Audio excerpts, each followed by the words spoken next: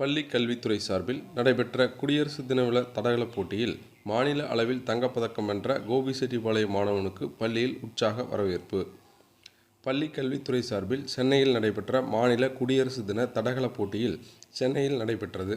இதில் ஈரோடு மாவட்டம் கோபிசெட்டிப்பாளையம் கூகுளூரில் உள்ள அரசு உதவி பெறும் பள்ளியான காந்தி கல்வி நிலையம் மேல்நிலைப் பள்ளியில் 12ஆம் வகுப்பு படிக்கும் மாணவன் கோபிநாத் 19 வயது பிரிவில் ஈட்டி எறிதல் போட்டியில் 55.59 மீட்டர் தூரம் ஈட்டி எறிந்து முதலிடம் பிடித்து தங்கப்பதக்கம் வென்று சாதனை படைத்தார்.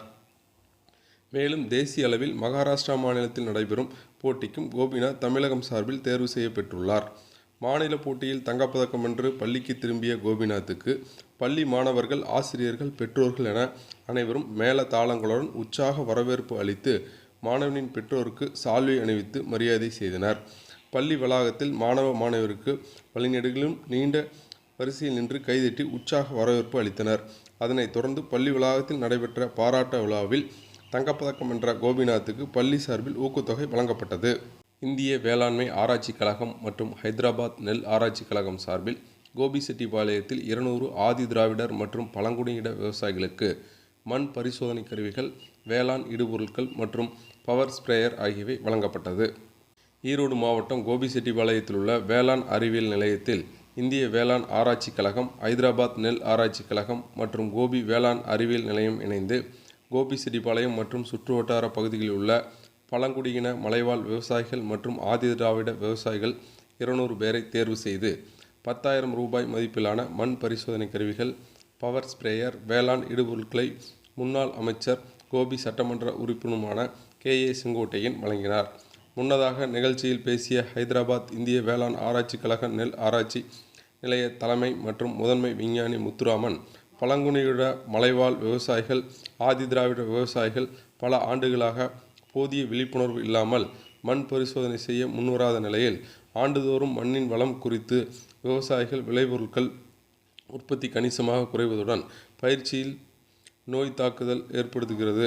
இதனை போக்கும் வகையில் விழிப்புணர்வு ஏற்படுத்தவும் முதல் கட்டமாக 200 விவசாயிகளை தேர்வு செய்து அவர்களுக்கு இந்த கருவிகள் வழங்கப்பட்டுள்ளது. மேலும் 2ஆம் கட்டமாக 200 விவசாயிகளுக்கு வழங்க நடவடிக்கை எடுக்கப்பட்டு வருகிறது என்றார். இந்த நிகழ்ச்சியில் பயிற்சி மற்றும் தொழில்நுட்ப முதன்மை விஞ்ஞானி ஜெயக்குமார், மண்ணியல் துறை முதன்மை விஞ்ஞானி பிரகலானந்தர் ஆகியோர் சிறப்பு விருந்தினராக கலந்து கொண்டனர்.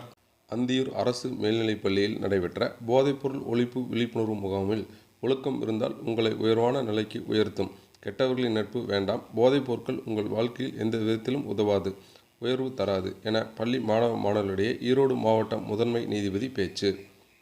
ஈரோடு மாவட்டம் அந்தியூர் அரசு ஆண்கள் மேல்நிலைப் பள்ளியில் நீதித்துறை, நிர்வாகத்துறை மற்றும் காவல்துறை சார்பில் நடைபெற்ற போதைப்பொருள் ஒழிப்பு விழிப்புணர்வு நிகழ்ச்சியில் ஈரோடு மாவட்ட முதன்மை நீதிபதி முருகேசன் சிறப்பு விருந்தினராக கலந்து கொண்டு மாணவ மாணவர்களிடையே பேசினார்.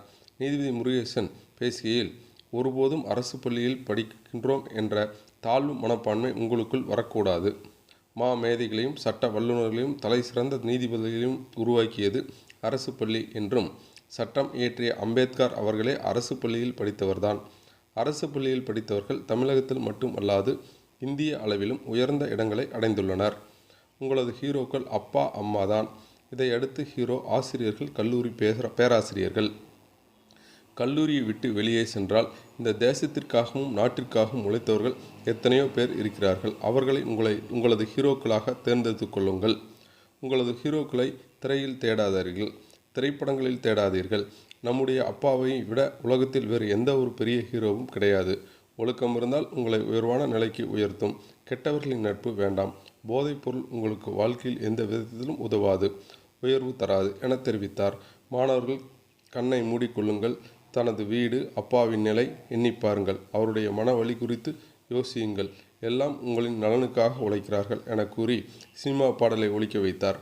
அப்போது மாணவ மாணவிகள் கண்ணில் கண்ணீர் கசிந்தது. இந்த நிகழ்வு அங்கிருந்த அனைவரின் மனதையும் உருக்கும் வகையில் அமைந்தது. இறுதியில் போதைப்பொருள் ஒழிப்பு குறித்து உறுதிமொழி எடுத்துக்கொண்டனர்.